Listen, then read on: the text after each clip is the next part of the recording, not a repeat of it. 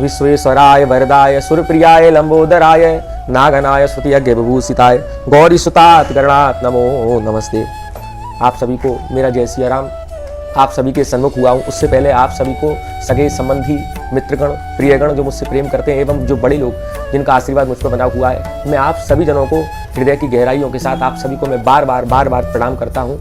और आज आप सभी के सन्मुख हुआ हूँ कि जो 5 दिवसीय जो उत्सव महोत्सव होता है, 5 दिवसीय दीपक उत्सव होता है, तो आप सभी जनों को, आपके परिवार जनों को दीपावली की लाख बधाइयाँ। भगवान श्री रामचंद्र जी की आप पर कृपा, आप पर दया, आप पर प्रेम, आप पर करुणा बनी रहे। सबल रखें, आपको प्रबल रखें, आपको उदार रखें। निरंतर आपका चित्त, आपका मन, आपका समर्पण, आपकी शरणागति मेरे सीताराम जी के चरणों में बना रहे। और दीपावली क्यों मनाई जाती है ये तो आप सभी को मालूम है। भगवान रामचंद्र जी रावण का उद्धार करने के बाद पुष्प विमान में आरूढ़ होकर जब अयोध्यापुरी तक पहुंचे तो वानरों को, कपियों को, सीता जी को, लक्ष्मण जी को पूरी अयोध्या का दर्शन करा रहे हैं। पुष्प विमान आकाश में डोल रहा है और भगवान कह रहे हैं कि चारी खानी जग जीव अपारा और अवध तजे तनु नहीं संसारा।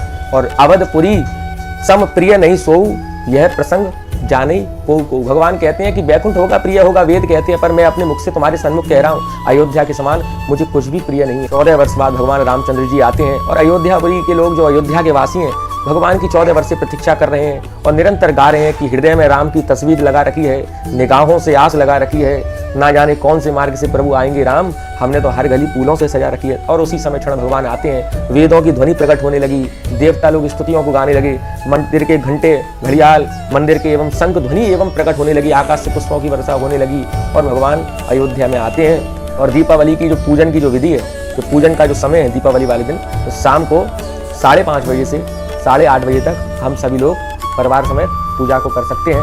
और लक्ष्मी गणेश जी का तो हम पूजन करते ही करते हैं, पर जिस कारण दीपावली मनाई जाती है, भगवान रामचंद्र जी का विग्रह, भगवान रामचंद्र जी राम दरबार के साथ उनकी प्रतिमा को भी वहाँ पर रखें और रामचंद्र जी का भी हम पूजन करें कीर्तन के साथ, जैसा भी हम पे बने, उपासना के साथ, तिलक लगाकर, रोली लगाकर।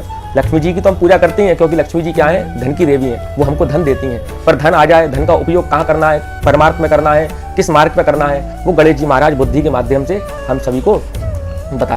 धन सार्थक जब ही होगा जब वह धन हमारा धर्म में लगेगा।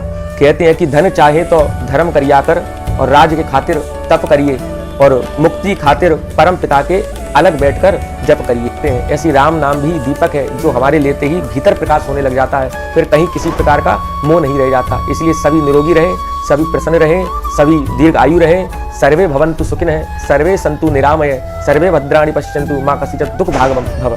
सब और दुखों से रहित हो जाए। इस दोहे के साथ आप अपना जीवन व्यतीत करिए। ये दोहा बड़ा उत्तम है और बड़ा सुंदर दोहा है कि दया धर्म का मूल है और पाप मूल अभिमान, तुलसी दया न छोड़िए जब लगी घट में प्राण। इस दोहे को आप समझकर हृदय में धारण करके अपने जीवन को आगे बढ़ाइए। परिवार के मतभेद बैर को भुलाकर एक साथ मिलकर हम सभी सनातनी लोग इस उत्सव, इस दीपावली को मनाएं। आसपास कोई गरीब, कोई निर्धन, इस गरीबी और अमीरी को भुलाकर सभी लोग, हम सभी लोग एक साथ मिलकर इस दीपावली को मनाएं।